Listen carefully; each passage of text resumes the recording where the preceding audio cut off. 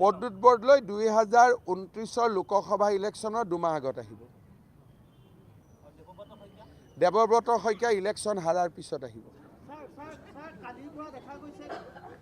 কাৰণ জিকালৈকে তেওঁ আহিব নোৱাৰে, কাৰণ হিতেশ্বৰ শইকীয়াৰ ল'ৰা।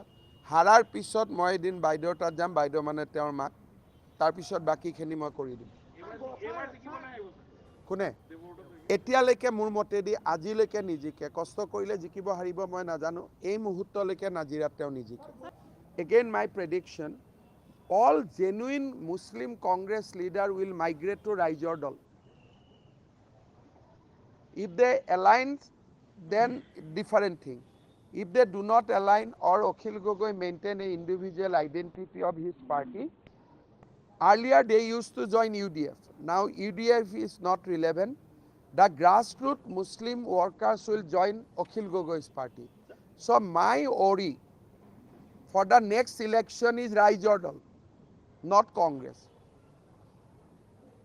By 2031, anti-BJP grassroots worker bilak Raijor Dalot humabo. When 2031 will come, BJP will fight Raijor Dal, not Congress. কাৰণ কংগ্ৰেছত ৰকিবুল হুছেইন, গৌৰৱ গগৈ এনেকুৱা এটা পৰিৱেশ সৃষ্টি কৰিছে যে সাধাৰণ মানুহ তাত থাকিব নোৱাৰে, whether he is from Hindu or Muslim. হ'ব।